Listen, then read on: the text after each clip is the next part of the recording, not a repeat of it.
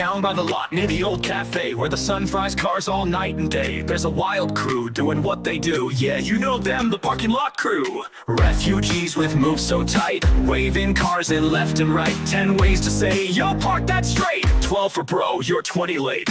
Neanderthals in safety vests, snack in hand, but doing their best. One grunted loud, broke out in a jig. Turns out he just wants a parking gig. Canines bark like they run the block. Chased a drone down, beat the clock. One gave change with a tail wag spin. That dog's got tips and a toothy grin. Who you gonna call when the lot gets loud? Parking cones up and the drawing a crowd. Whistles blow and the scooters fly. It's the parking crew and the riding high. From the streets of town to the lot bazaar, they'll guard your ride like a superstar. Yeah, from Josie streets to America, it's the funky, fearless parking lot crew.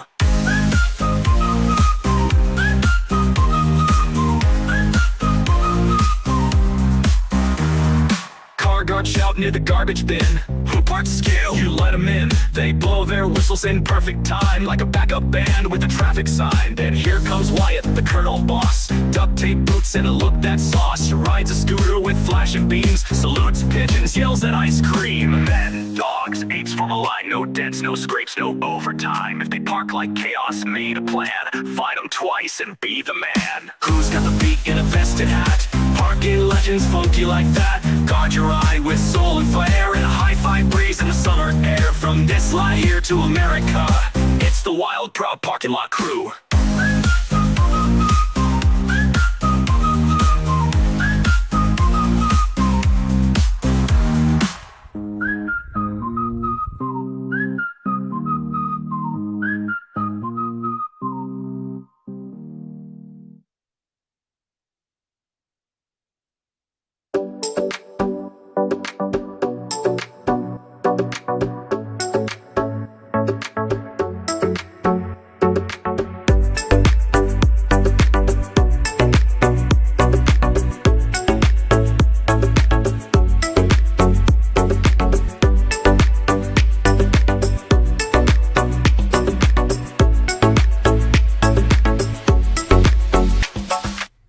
Monday, November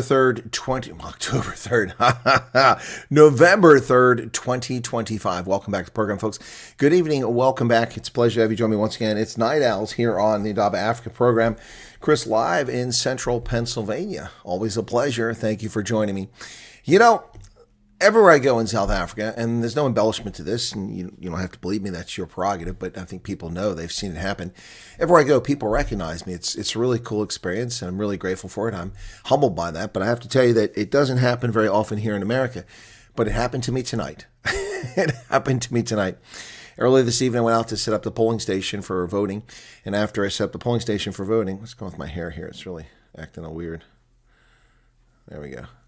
After I set up the polling station for voting, I went to a supermarket nearby town, and I was walking through looking to get some lunch meat and some cheese for sandwiches tomorrow. Let me just check on the sound. Some cheese for sandwiches tomorrow. And I don't just check on the sound. There we go. Some cheese for sandwiches tomorrow. And I just check on the sound. There we go. Some cheese for sandwiches tomorrow. And I just check on the sound. There we go. Some cheese for sandwiches. Okay. Is there any sound? Okay. 2, 3, 4, 5. Is there any sound? Okay. 2, 3, 4, 5. I don't hear. Is there any sound? Okay. 2, 3, 4, 5. Okay, there we go. Sorry, it wasn't working. Okay, got it. Okay. Yeah, and so I got recognized. So I went back to the lunch meat section in the supermarket, and I'm walking towards the cheese section to see if there's any cheeses that aren't, $85 a pound. And someone walked up and said, "Colonel Chris Wyatt?" I said, "Yeah." I thought maybe recognized me from Veterans Organization. He goes, "I watch your show." I'm like, "Really? You're an American or here in central Pennsylvania watching my show?" Wow, that was pretty cool. Not the first time it's happened, but it doesn't happen a lot. I know there are some people in the area who watch my program and in the state of Pennsylvania who watch my program. We used to have Roy out in Pittsburgh. We got Mike in Philadelphia. But there are some folks in Pennsylvania who do watch the program. So thank you for that. That was pretty wild to be recognized. Now, I didn't ask him if he wanted to do a selfie. That's usually what I ask people. Interesting. Boy. Anyway, so let me say hello to everybody in the chat here. I just thought I'd share that with you. So Tom's here. He says, good morning. Off to the bus station. Okay, well, good luck with that. Leslie Wilson Mays, Stephen Ravenstein. Good morning to you. Jules Utopie. Okay. Dirk Cossier. Dogzilla is in from Seattle. Yeah, it gets dark quicker. Yeah, especially when you're up north like Seattle or Pennsylvania. Further you're up north latitude, you get dark much quicker. Delmarie Mostart, welcome to Sean Vermont. And who else we got here? Beyond the Mainstream. Kathy Price. Hi, Kathy. Okay. Well, Sean, you don't have to watch American football. I don't. I mean, I took the time to watch the Colts game yesterday, and they were terrible after 6 years of not watching them. Nicola, welcome to you from Bolito, and CB, a Cheetahs fan. Welcome to you all. Who else we got here? Okay. The weekend US Eagles lost to Scotland. Doesn't really help them grow the game. No, it doesn't. It doesn't at all.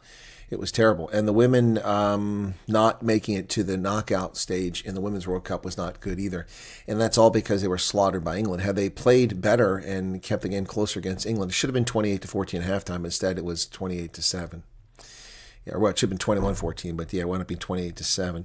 And then it just fell apart in the second half. If they had kept it closer, their tie, the draw that they got with Australia, and then their victory they got after that, would have got them into the next round, but they didn't. So Australia went forward based on points differential. Yep.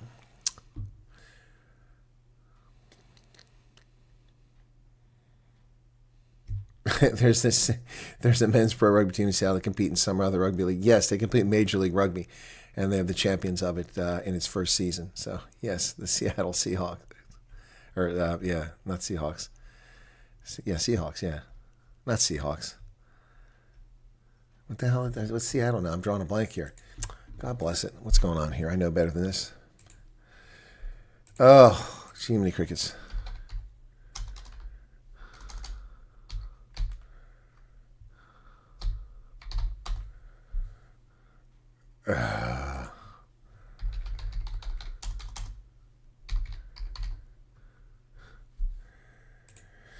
They finally lost their domain.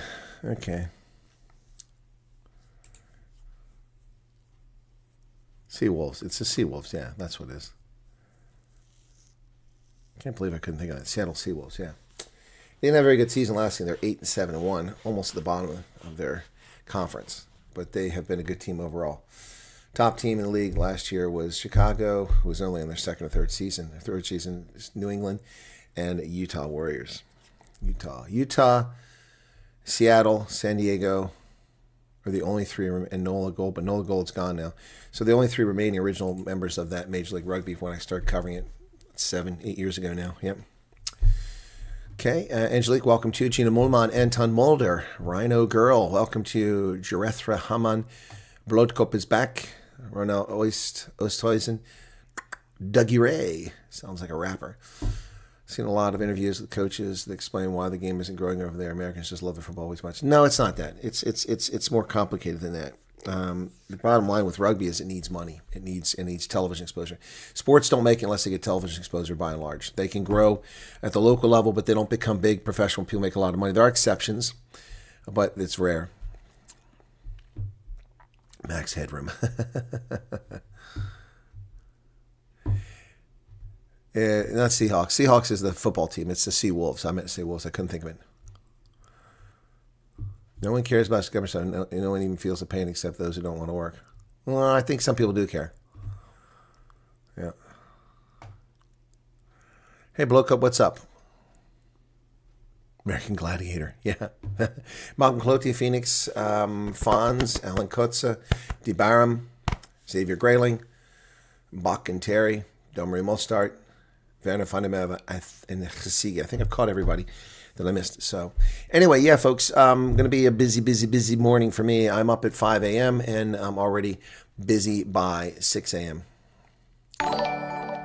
Demonstrated the AI-generated growth of the GNU again. Thank you, Leslie, for the super chat. What's AI-generated growth in the GNU? Oh, you're talking about the stomach. Yeah. Oh, my goodness.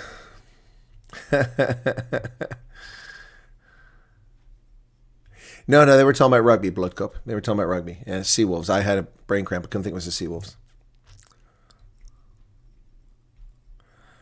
Take our time and count our blessings. Everyone has their own problems. It depends on how you look at it. Yeah, let's do a little bit of news here, folks. Since I'm only on for a bit tonight. Oops, what's that? Kyle Watkins, 10 round 49. Thank you for your third super chat. Stacking team with Bucks maybe wasn't the best. They never seemed as motivated to play for the Sharks as for the Bucks. Yeah, no, the Sharks club has got a lot of problems. And they want to all blame it on the previous coach. It's not the previous coach's fault. It's the player's performance. But a great coach can get something out of them, even if they suck. 2 women at Home Depot who play on rugby teams. Okay. Secret DA meeting between DA and ANC bullshitters. Oh, that's funny. DI has destroyed many sports. That's true. It's destroyed many things. Well, the police tender to Kat Matatla was irregular. It should never have happened, according to testimony. Interesting. Not a surprise at all.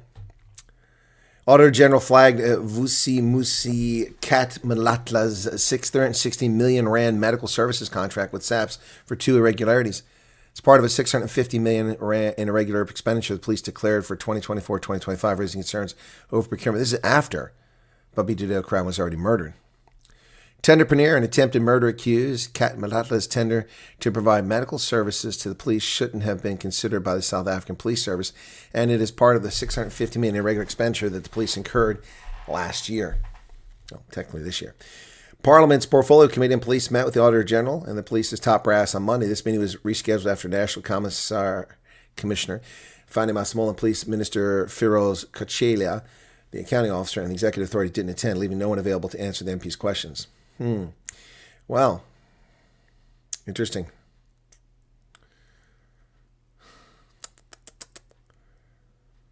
Rise Mzanzi's member of parliament said the fights we see in the police have to do with the supply chain, and we must not think that the fight is about protecting people in South Africa. Indeed, the police seem to exist for self-enrichment and for their connections to gangsters, not to protect people. And that's a shame. There's some really good cops, but yeah. Who would have thought a tender should not have been awarded to a criminal? Yeah, by the police. By the police. What cabinet is moving to what military bases? What are you talking about, Holden? There's no such reporting on that an hour ago. What are you talking about? Please elaborate. We can't talk about it because you don't tell us what you're talking about. You need to explain what you're talking about. Well, Ramaphosa says the GNU is here to stay, and I'm here to confirm it. None of the parties in the GNU seem the least bit interested in actually serving the people of South Africa. Yes, I know I'm talking about the Freedom Front Plus too, and the IFP, and it's very distressing to say that, but they don't seem to be. 18 months into the GNU, the economy is flat, inflation is high, population growth is there, the borders are porous, people are hungry, the country is going backwards, and yet every day they tell us about their midterm plans and how they're going to fix everything, and they don't fix a damn thing. Nothing has improved. Everything has gotten worse under the GNU. It's been a constant decline ever since Ramaphosa came in office. Not that it was much better with Jacob Zuma there, but this is just utter nonsense, folks. President Ramaphosa has poured cold water on the corridor talk that things are not going smoothly in the GNU, reaffirming it's here to stay. We've been 16 months in our relationship as GNU partners. Many people thought we would have collapsed by now. Of course, we have had our own challenges, but we reconfirmed that we're here to stay. The GNU is going to find more and more ways to work together, strengthen our partnership, focus on our priorities, which are economic growth, job creation, poverty, and lowering the cost of living. Let's see. There's no economic growth. There are more jobs being lost than being created in South Africa for 16 straight years. Poverty has increased, and the cost of living has continued to decline with inflation. So if that's their measuring stick on why they exist, they might as well just disband now because they've accomplished none of that. In fact, what they've done is they managed to antagonize their best and most important trading partner, the one that brings benefication to the entire value chain of products, from raw materials to ideas to concepts to engineering to development to manufacturing to production to shipping to ship overseas. This is benefication that occurs in South Africa, sending things to the U.S. economy. But now they've pissed off their most important trading partner and have a 30% tariff. And so in order to fix that, they lie to the public and claim that we're close to a deal. We're negotiating when they're not negotiating at all. Where is Parks Tao, Ronnie Lamola, and Johnny Steenhuisen? They're in Vietnam, dancing the night away. Dancing night away, doing the Lamola robot. I've never seen a black man with so few moves. Even Fred Sanford had better moves than Ronald Lamola. They are in Vietnam dancing the night away instead of in Washington, D.C. negotiating the trade tariffs away.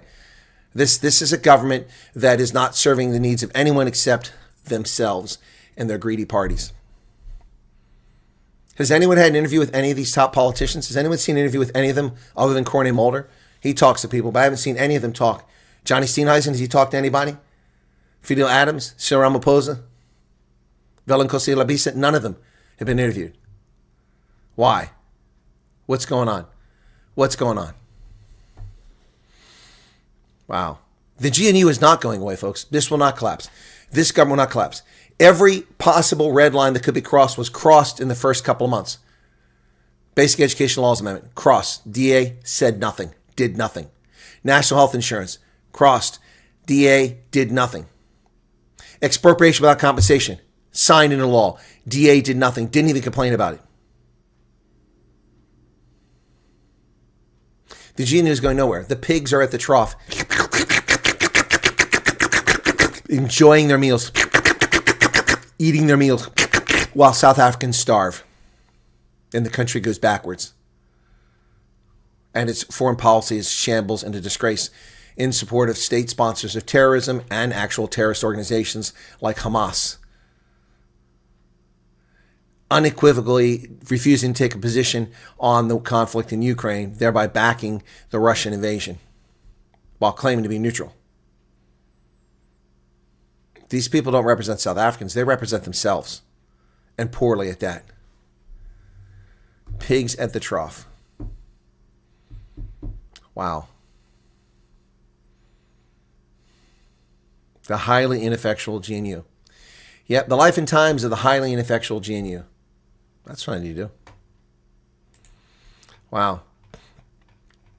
That's I need to make a note of that. That's what I'm gonna do. That's gonna be a video. Not today, not tomorrow.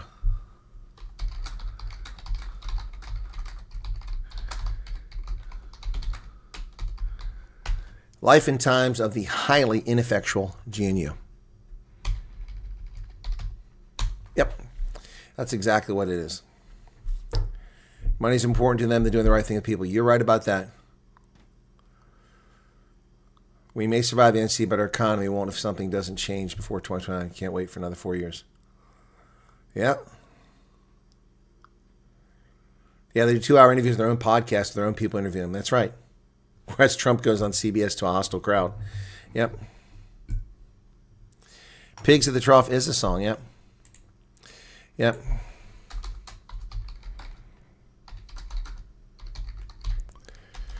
Yeah, pigs at the trough.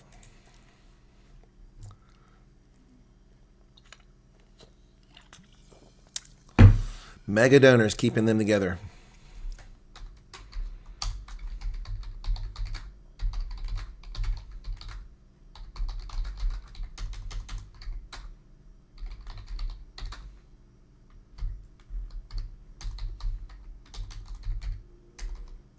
QUO.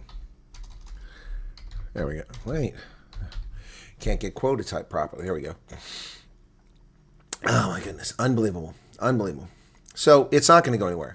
Any predictions of the GNU collapsing didn't take into account just how greedy the politicians are. We may have actually been hoodwinking ourselves into thinking that they were honest, legitimate, and cared about the people of South Africa. We know that's not the case.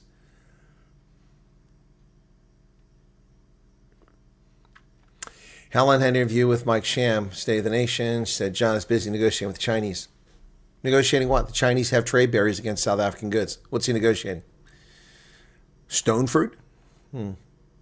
I don't know. I haven't been able to interview Helen Zilla. I've got a request in, and nothing's come of it. Yes, that's Mexican Coke. That's the one, yep. Tomorrow's my last day for Starbucks. Can't say that I'll miss it. Can't say that I'll miss it. So, tourism recovery. South Africa welcomes over 1 million more international visitors in 2025. Well, 2025 is not over yet, so it must be a good year. Department said that from January to September, South Africa welcomed 7,634,261 international tourists, an increase of 1,108,000 compared to the same period last year. Well, I'm that 261. 7,634,261 includes me.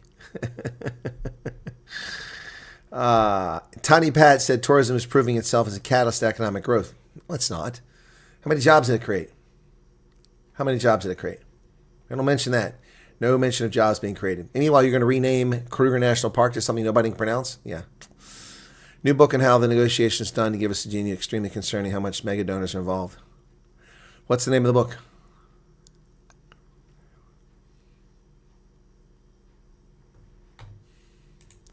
Well, ladies and gentlemen, South Africa's sports legend, Gary Player, turned 90. Can you believe Gary Player is 90? I just can't believe that.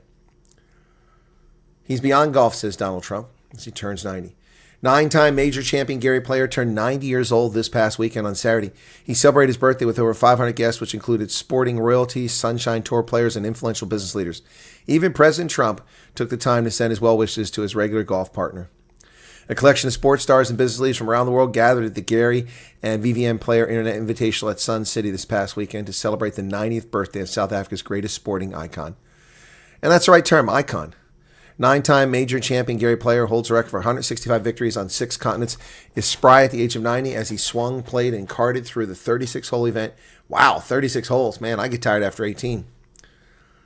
From a golden room in the White House, the American president regularly plays golf with the South African, hailed Player's lifelong dedication to the game and his ability to stay young at heart. You're a great man. He's got a great mental ability. He's a very unique person. I champion, said Trump. He's done it for such a long time, and most people don't. They do it for a very short period of time. They have spurts. His spurts have been many, many years, and he's still a great golfer at an age that I won't even get to. You're 90 years old, but you act like you're 45. It's amazing. He's the son of golf, but he's far beyond golf. Happy 90th and many, many more to come. Wow. Incredible. 90 years young.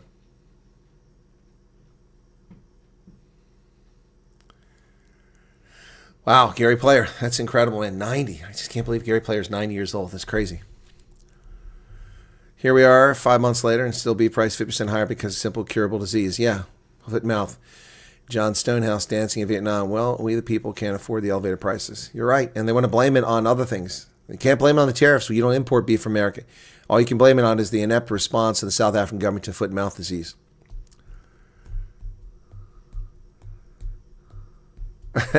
Gary Player's son was a spoiled brat of note. Okay.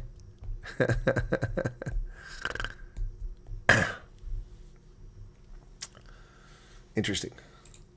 Well, the G7 was created to advance the economic interest of the major economies of the world and to coordinate economic activity. It's being turned into a farce by South Africa's joke comical presidency of the so-called G20, a joke. The bigger the group, the less likely you are to get agreement, and therefore nothing gets accomplished. And South Africa has chosen to take its turn as the head of the G20, a comical gathering of countries, including communist-run dictatorships, and turn into a joke. Instead of talking about economic growth, it's talking about equity. G20 task force calls for a global panel to tackle inequality emergency. A G20 task force established by South Africa's President Cyril Ramaphosa has called for the creation of an international panel to tackle inequality, warning that extreme wealth disparities disrupt democracy and cause economic instability. The world understands that we have a climate emergency. It's time to recognize that we face an inequality emergency too, said Joseph Stiglitz. Joseph Stiglitz, the leftist, hate-wanking academic. It's been discredited time and time again with his wacky, comical, lunatic ideas. Joseph Stiglitz, yeah. Anything he says, you might as well turn 180 degrees the opposite direction and walk away.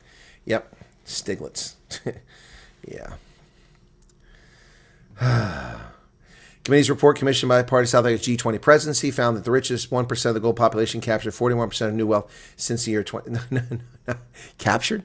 No. The richest 1% generated 41% of wealth. Generated, created, not captured, created. You see their hate-wanking attitude? Oh, wealth was taken, was captured, was stolen. No, it was created and generated by the wealthiest 1%. They're the engine that drives the global economy, not the bottom 50%.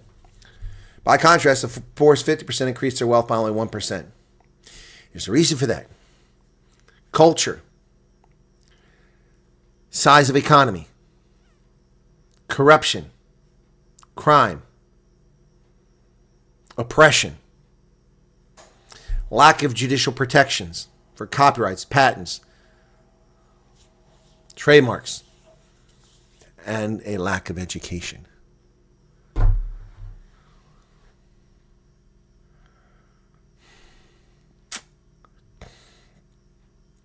The authors cited a perfect storm of COVID, the war in Ukraine, and trade disputes for worsening poverty and inequality. No.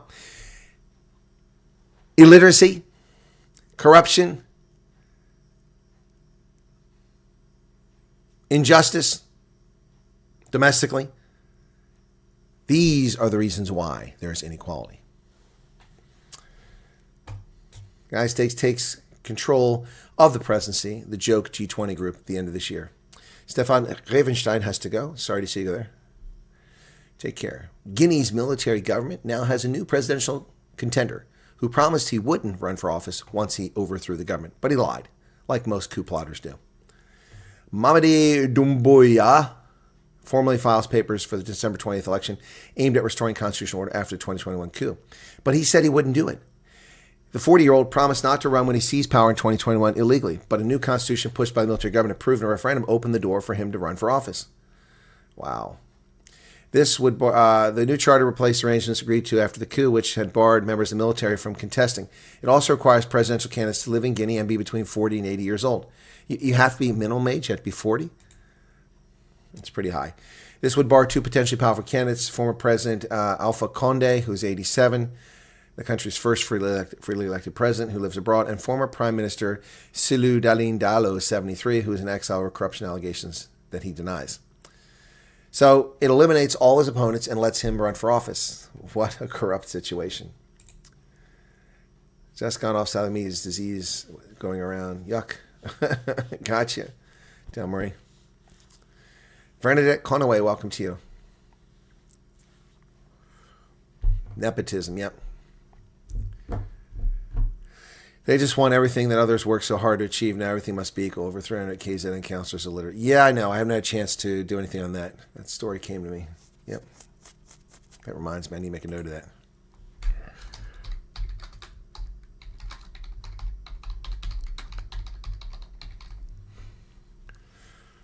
Yep.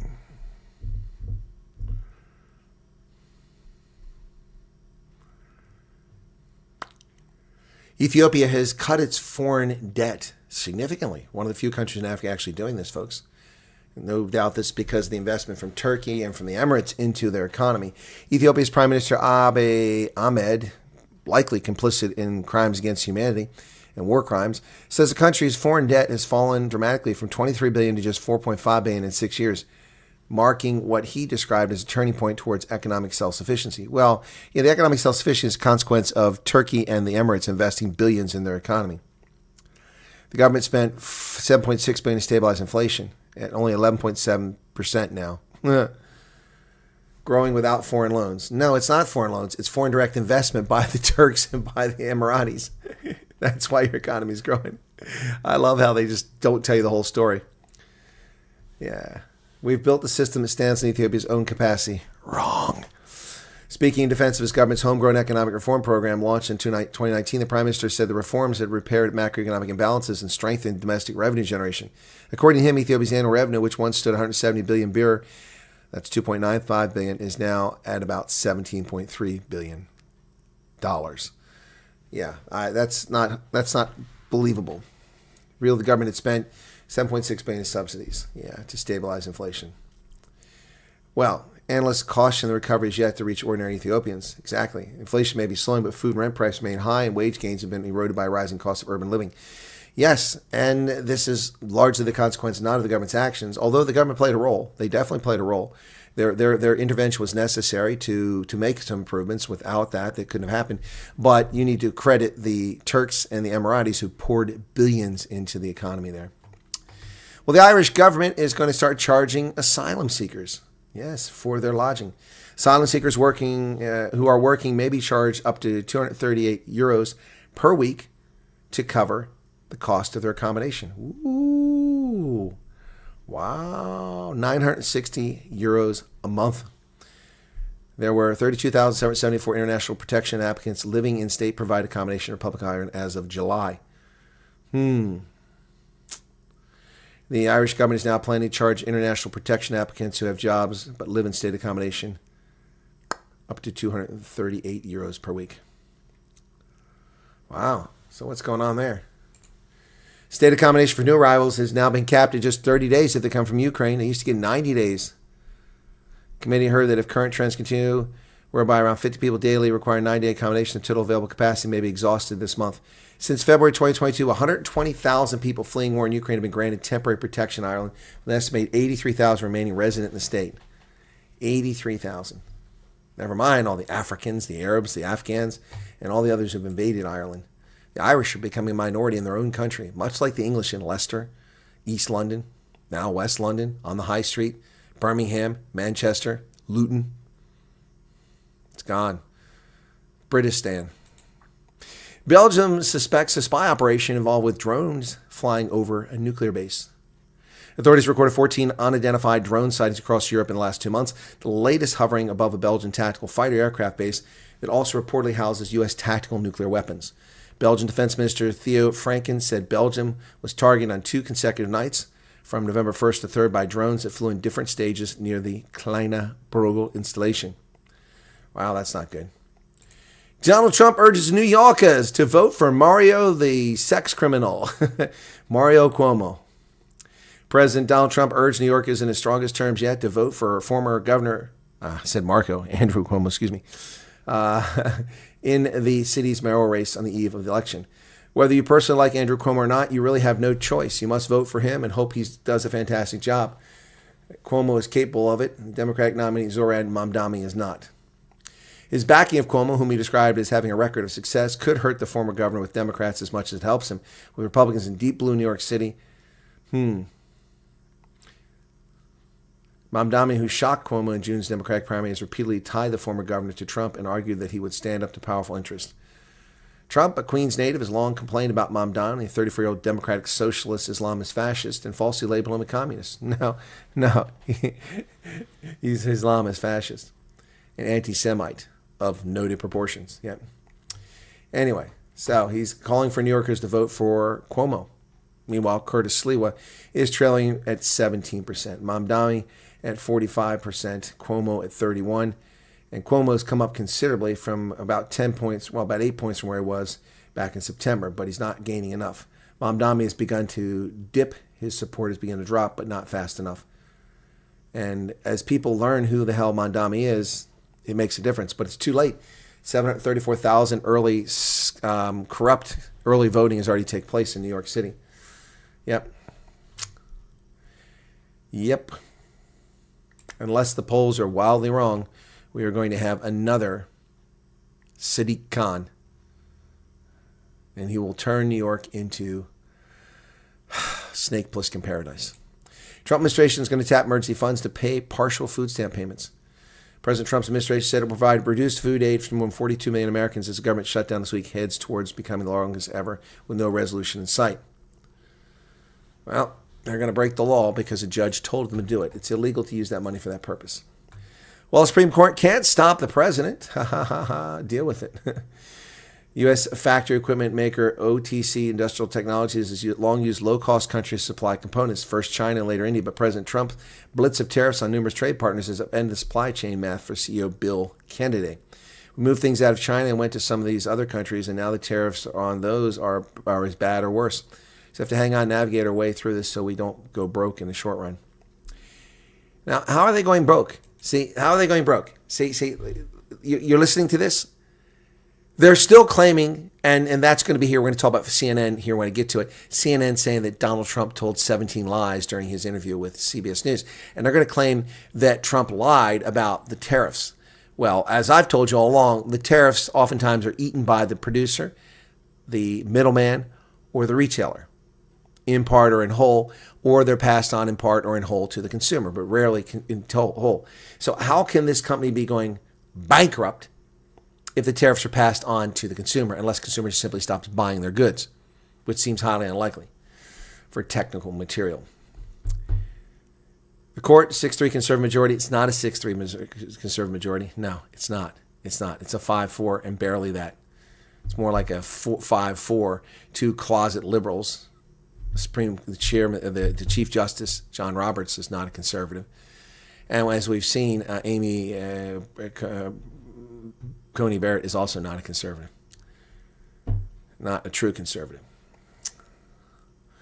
A ruling striking down Trump's use of the 1977 International Emergency Economic Powers Act to quickly impose broad global tariffs would also eliminate a favorite cudgel to punish countries that draw his ire on non-trade political issues. But they may not have the ability to stop it. They may not have the ability to stop it. Trump's base tariffs on goods and major trading partners, along with their trade surplus or deficit to the U.S. Yep. Anyway. So, fact check from CBS News. And it's really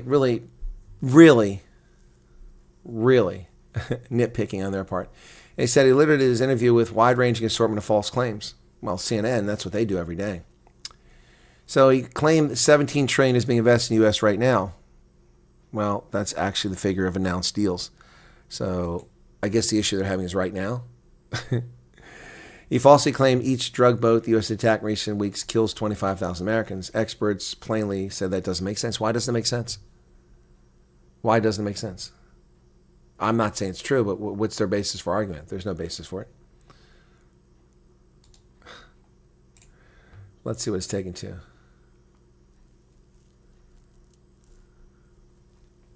So the evidence they give to support their argument is one of their own fact checks. That's where it takes you.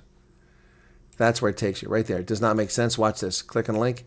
And where does it take me? It takes me to a CNN fact sheet. That's not evidence. You're saying is wrong, and your basis for proving is wrong is a previous article in which you claimed he was wrong. I didn't see the interview. Yeah. He falsely claimed that some recent presidents invoked the Insurrection Act 28 times, and no individual president has invoked it more than 6 occasions, with this record set by President Grant in the 1800s. So the Insurrection Act has been invoked 28 times, and they're quibbling because they're saying no individual president. He said some former presidents have invoked it. He falsely claimed that some recent former presidents, well, they weren't recent, but the point is, so they're 28 times. But they don't argue that it has been invoked 28 times. They just argue that no individual president invoked it 28 times. Of course, no president invoked it 28 times. 4 years, 28 times? That's 7 times a year. What kind of nonsense is that? And that's what they're quibbling about? He falsely claimed he ended 8 wars, though this list includes 2 situations that were not wars at all, and at least 1 war that continues. What war continues? He didn't claim to end the Ukraine war. What war is continuing? And the other 2 were on the verge of conflict. He prevented the wars. So they're going to quibble over that. These people are sad losers. He falsely claimed CBS aired an edited interview with Trump's 2024 opponent 2 days before the election, though it was actually more than 4 full weeks. Oh my gosh. Oh my gosh. So he got the date wrong, and they're quibbling about that. That's false. Oh my gosh. Everything Joe Biden said was a lie. They never once fact-checked him, CNN. My goodness. My goodness. And it goes on and on. They're just losers. Oscar-nominated actress Diane Ladd has passed away, mother of Laura Dern, at the age of 89. Diane Ladd, the actress known for Oscar-nominated roles in Alice Doesn't Live Here Anymore, Wild at Heart, and Rambling Rose, has died, according to her representative. Her daughter, Laura Dern, said in a statement that she was Ladd's by her side when she passed away at her home in Ojai, California. She was the greatest daughter, mother, grandmother, actress, artist, and empathetic spirit that only dreams could have seemingly created. Dern said, "We're blessed to have her. She's flying with her angels now." In 2023, the mother and daughter told CBS Sunday Morning that the two began taking daily walks in Santa Monica after learning that Ladd had developed a lung disease believed to be caused by exposure to pesticides. Dern was told her mother only had 6 months to live 2 years ago. That's when the two had conversations that eventually filled the pages of Honey, Baby Mine, their joint memoir named for the old folk song Ladd's father used to sing. And there she is just 15 years ago. Look how... So here she is at 89, how she's gone gray and aged on the right. And look at her there. Still a very attractive woman at 74 there. She got her Walk of Fame star. Wow. From Mississippi, she apparently destined to stand out. In her 2006 memoir, Spiraling Through the School of Life, she remembered being told by her great-grandmother that she would one day be in front of the screen and would command her own audiences. Wow. There she is in 2020. Diane Ladd, gone at 89. Shame. Oh, boy. It is a blessing to live that long, especially if you're healthy. If you're not healthy, maybe not so much. My friend, John Tungay, is 90. My friend locally here is 87. So it's just like BBC that lied about Trump's January 6th speech. Yep, they did. But they quibble and nitpick. He 28 times. They don't even argue that it was 28 times. I mean, if it hasn't been 28 times, it's been invoked. I don't know if it's been 28 times. I don't know the answer to that. But if it has been 28 times, why are they going to quibble over that? You know, the issue there would be, well, he said it was invoked 28 times and was only invoked 3 times, you know. But there are examples. You know, Ulysses Grant invoked it 6 times. Wow, 6 times in a 4-year presidency. Or he was 8 years. I think it was 8 years. That's insane. Yep. Anyway.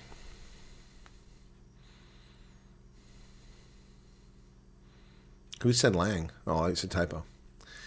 If you're a Gary player and still do 100 sit-ups a day, then getting to 90 is a blessing. Can't even walk, then not so much. Exactly, Dirk. 100%. 100%. I agree with that.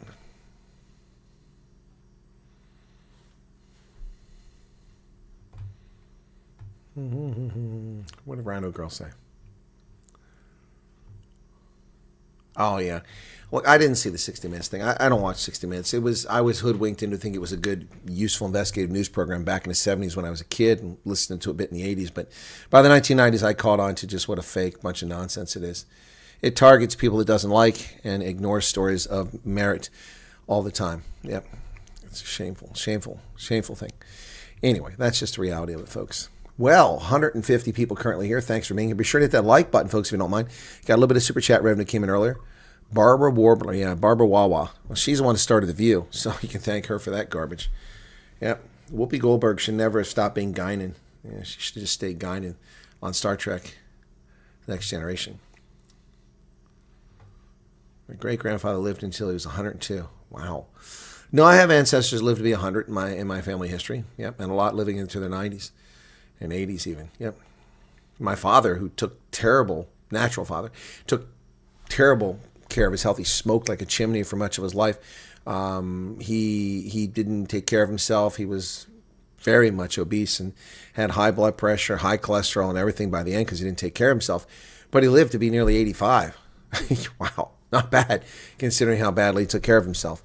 You know, my mother unfortunately smoked like a chimney and she died at 75, but that was premature, brought on by her personal habits. Well, I'd love to live for a long time too, but we're going to need some upgrades here, you know.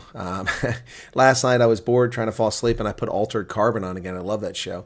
I like the actor, Kinnaman, who's a Swedish-American actor. He's a pretty good actor. He was also in that show, Hannah. But yeah, anyway, so Altered Carbon, I love that, you know. Swap out the sleeves.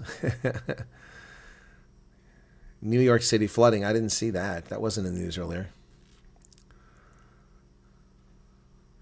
Yeah, Maze, my being active is really taking a nosedive too, and so is my my health is not as good as it should be because I'm not exercising regularly. But that's about to change. Now that I know what the issue is, I will find ways to do some exercise on my own without running or walking, and unless and until I go for the artificial hip.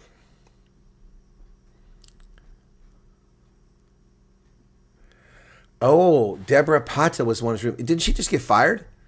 Somebody say she got fired?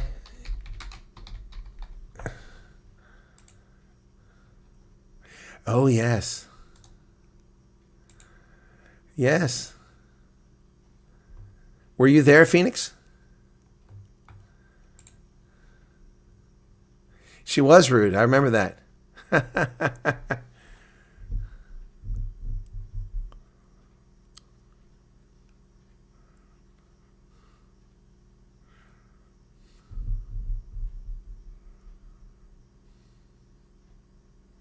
Wow. Ever wonder how the media edits an interview to give you a different story than the one they had? Yeah. Yeah. No, she was very rude to me. Yep. If that's the one, yeah. Was she there? I'm trying to remember if she was there. I think she was. She looks familiar. I thought she was with Newsroom Africa. I didn't know she was with CBS. CBS had someone else there. Hang on a second.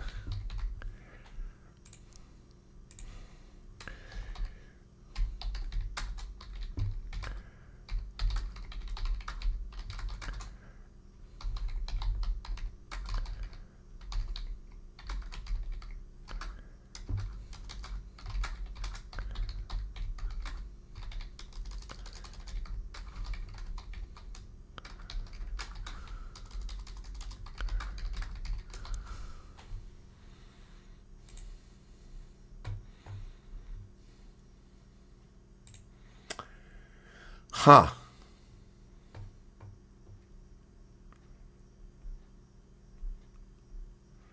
Oh, she's only at CBS for a month. But I thought she was at Newsroom Africa back then.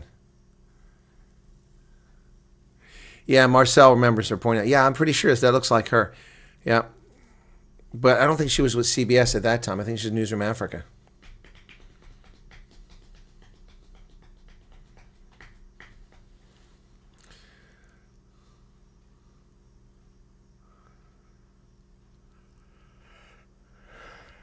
Infuse robotics and tech in our bodies pretty soon. Well, they better hurry it up. Yeah, so Newsroom Africa. Yep. Yeah, exactly. Yeah, she was unbelievably disrespectful and rude to me. Yeah. Very snarky, very snotty. Good. Good to see she got fired.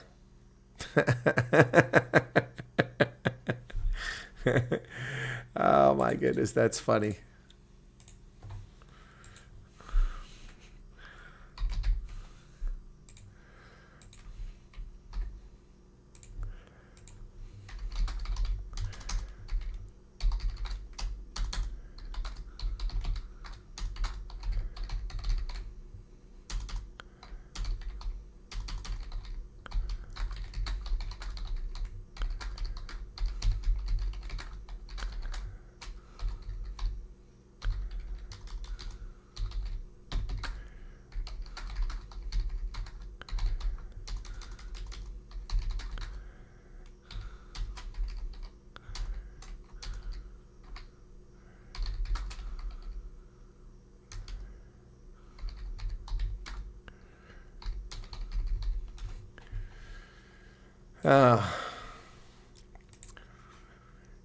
Sitting exercise. Yeah, that's what I think I'll be doing, some of those.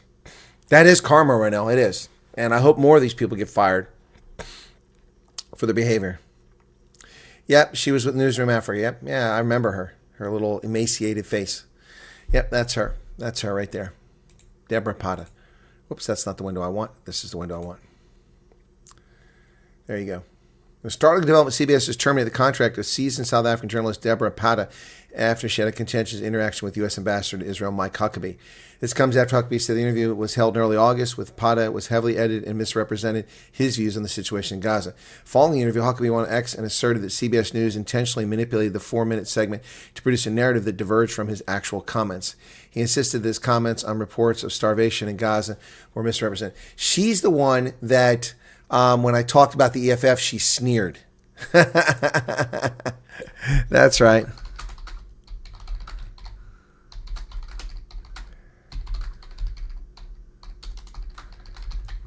Yep, she sneered at me when I spoke about the EFF.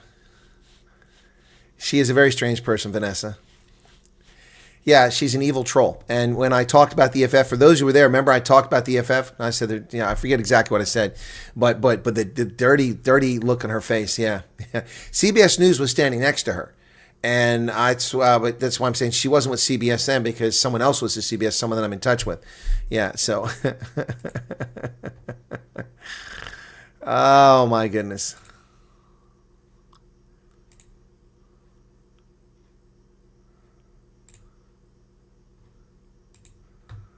Oh, my goodness. Yeah. Strange person. Yeah, she was very disrespectful and rude. Yeah. Yep. Beals says she got tech plastic. She has a husband? Yeah, that's what someone told me. She was married to someone in the EFF. And I'm like, how could she be a journalist married to someone in the EFF? In an attempt to clarify his position, he linked the full transcript of the interview hosted on the U.S. Embassy's website, drawing attention to what he argued were critical points omitted from the final broadcast. Yep. New York Post added that Pata signed a 3-year contract with CBS in August, and it's alleged that the broadcaster won't give her a full payout. It was further added that the former ENCA, she was with Newsroom, she was ENCA.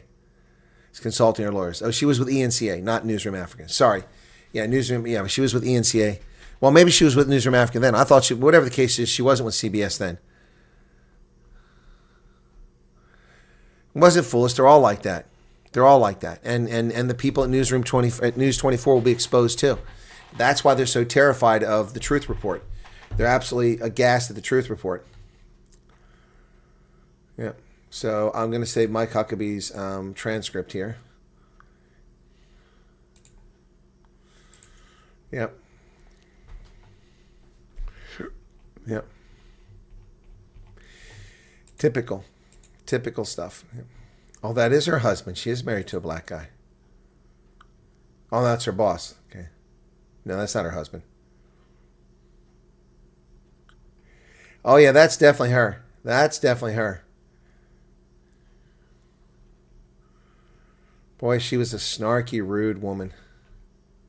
Fearless journalist axed after controversy. She's not fearless. She's rude and disrespectful. That's what she is.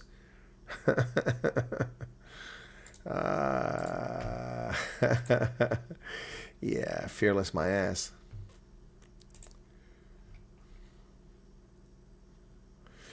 Prominent South African journalist Deborah Pata, long recognized for her frontline reporting with CBS News, she hasn't been with CBS News. That's just wrong. That's just wrong. She hasn't been with CBS. She just signed with them in August. Is reportedly considering legal action against U.S. broadcaster following a recent dismissal. Good luck with that. And now they're saying it came with sweeping layoffs. No, it came because of that interview.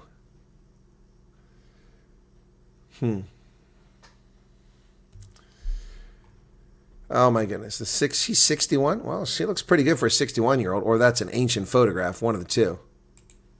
It's a lot of makeup. Award-winning journalist who joins after decades. Yeah, she was with ENCA. It wasn't Newsroom Africa. That's who she was with, ENCA. Yeah, that's the one. Yeah, and someone said she was married to an EFF guy. I don't know if that's true. I don't know. But she's just nasty, and she was just very rude. I didn't authorize her to be at my meet and greet. I didn't invite her. She showed up uninvited. Yeah. Yeah, I don't know what the heck's going on there, but I didn't invite her. Yep. Yep. I wonder if I have any pictures that somebody sent me of her. I've got the video. I should look at the video of that. Married a white guy. I don't know if she married a white guy or black guy. I don't really care. That's her business. But I just know that she was so rude. And I mentioned, people said, oh, no, she works for Newsroom Africa and she's married to an EFF guy. So I don't know about that. Yeah, I don't know who she was married to, Rhino girl, and I don't care. It's not my business. I'm just saying what people said to the thing. And that's because I said this about the EFF and she just curled her nose up and sneered at me. I mean, you're supposed to be a journalist. All right. Take care. Have a good walk there. You got to go. Yeah, Phoenix, U.S. is not South Africa where you do what you want. Well, you can. Under the Obama and the Biden regimes, you could do whatever the hell you wanted to violate the rights of people. You could collude with the media. You could collude with big tech to silence in violation of the First Amendment Americans. But those days are over. You got a few pictures of her that you took. Okay, Kathy, please send me one of those pictures. Can you send, if you got it, can you send it to me? Right, go look for it right now and send it to me, because I'm going to make a video before I go to bed if you send it to me. Yeah. Hey, Chris, there you are. I was wondering if you were there. Chris set up the Opie Plus event. Yeah, please send me a couple pictures of that, and send me whatever you got. Okay. By now, you know most how neutral and unbiased. Yeah, well, I've known a long time ago. I knew before you guys even knew anything about me. Guys, remember I worked in intelligence. I know all about the journalists out there. Always a sneaky type reporter, thus her surprise. Yep. Visit. Yep. Yeah, no, I couldn't. I didn't know her name. I never knew her name. I just knew she was there, and I'm like, what is she doing there? And again, no one falsely quote me. I didn't claim she's married to a black guy. I didn't claim she worked for News from Africa. I said that's what I was told. Yeah. Yeah.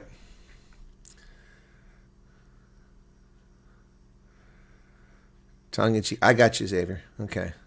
I understood it.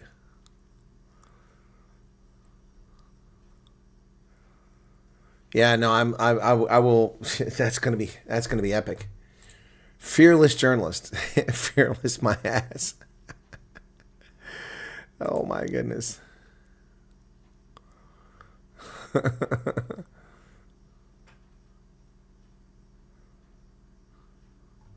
In the full transcript of the interview, he reportedly said, "I'm moved when the photos are verified.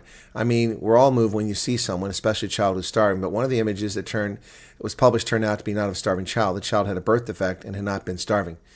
He went on to reject claims that Israel is committing genocide. If Israel is attempting genocide, they're really, really bad at it. It's one of the most ridiculous things to say that Israel is committing genocide. That's absurd. Yep.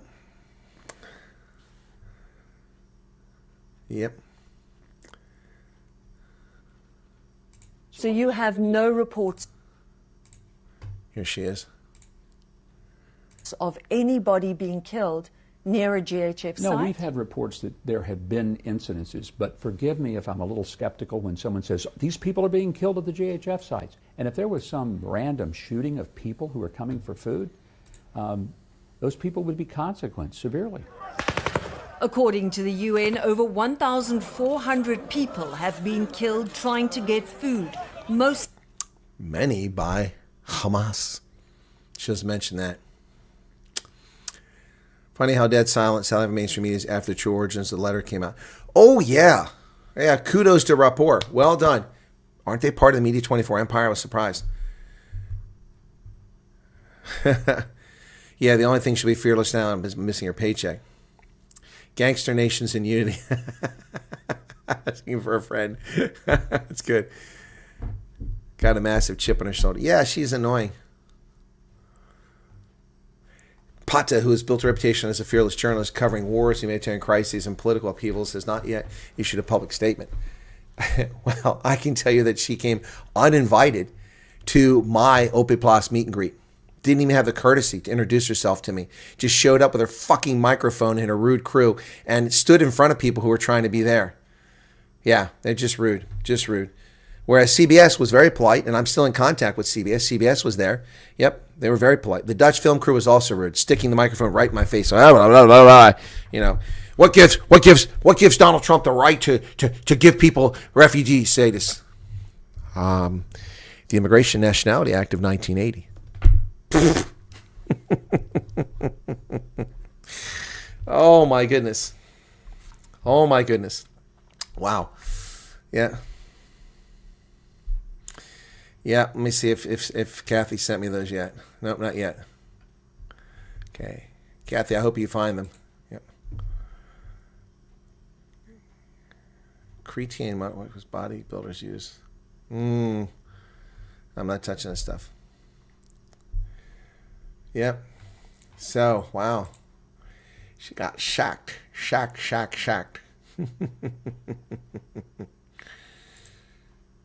She's a couple months older than me.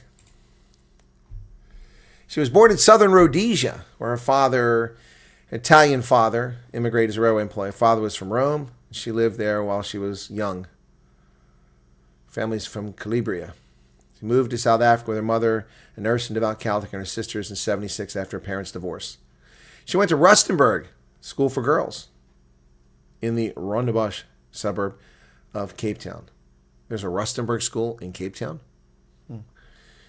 She studied at UCT and briefly taught aerobics while at college. As thin and svelte as she is, I'm not surprised she did aerobics. Joined Radio 702 in 1990. Worked her way up to editor by 94.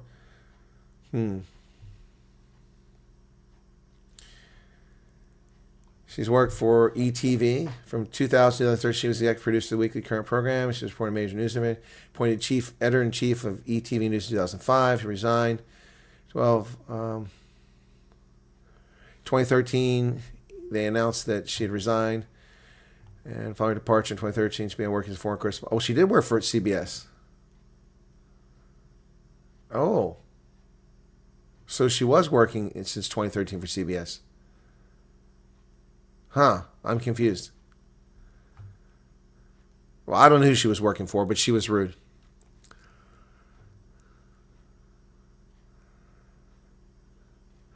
You are right, Paul. It is interesting how the world accepts and believes persecution, murder of Nigerian Christians, but I've been reporting on that for 25 years. And some can't believe killing white farmers. It's because they're bigots and racist. That's why. That's why.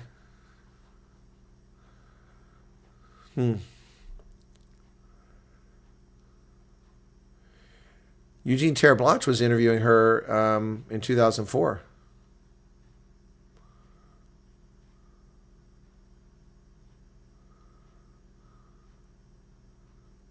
She accused Krishna DeKalk, Freedom Front Plus youth leader at the Free State, of being a racist. She had to apologize for it. She was married to a black guy, Mwele Mzizi. The interracial couple had encountered hostility for years, so she was surprised by the positive response of listeners to her announcement. They were married in 1996. The wedding was attended by hundreds of guests, including Nelson Mandela. After the wedding, the Department of Home Affairs notified Mzizi that the marriage was invalid because he did not fill out a form requiring black men to say that they were not already married.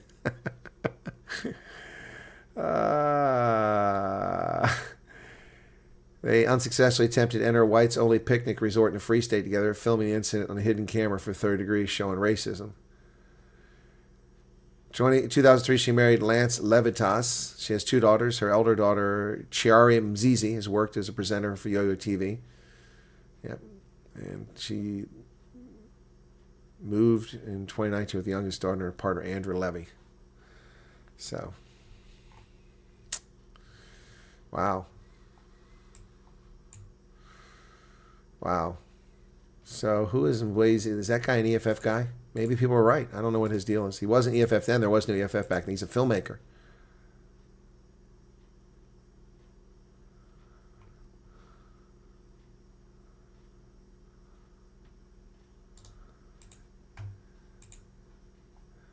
So she was married to a black guy. Not that it really matters. Who cares? But here they are kissing at their wedding back in the 1990s. Look at her. She's looking at the camera. See her eye? She's not looking at him. She's looking at the camera. You see her eye? Anyway. Let me see what you've got, Kathy. Yep, that's her. And I can see that snarky look in her face. Yes, I remember she had that orange on now. Yep. Yep. Yep.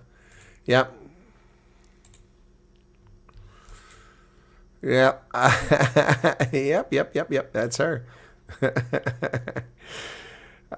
She must get what's coming for her.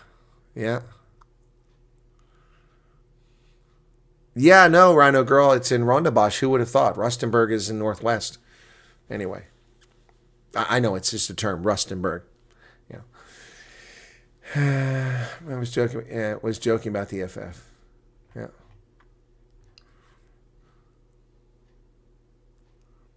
Thank you for sending those, Kathy. That's enough. That's enough for me. So, yeah, that was from 1996. That photograph. So she's been married 3 times. Good for her. Good for her. Yeah. Let's see more news.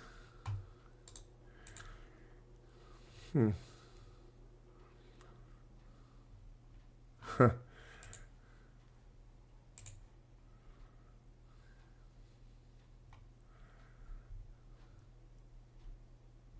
See, speaking of lawyers,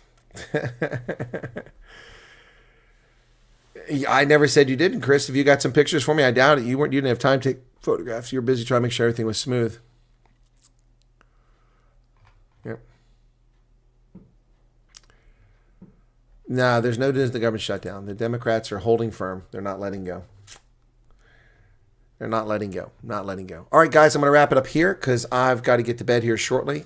Stupid woman interviewed me too, but at Open Plus, she didn't remember me.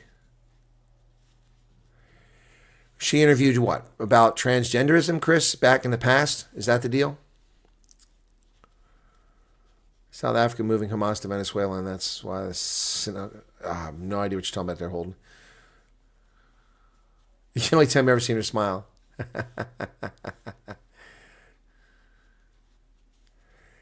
All right, guys. All right, Chris. Yeah, that's what I thought. Yeah. All right, I'm going to make a quick video about that. I'm going to just talk about chickens coming home to roost. Anyway, but she'll bounce back on her feet. She's a leftist, and they'll take care of her. She's got all these ridiculous awards, so nothing's going to happen to her. She'll just get hired by Newsroom Africa or back at ENCA, or, one of those will hire her. And they'll make a big announcement. She'll be fine. She can sue CBS for all she wants, but it's not going to work out for her. Anyway. All right, guys. Thanks for being here. I appreciate it. Have a lovely night. And remember, tomorrow, program announcement.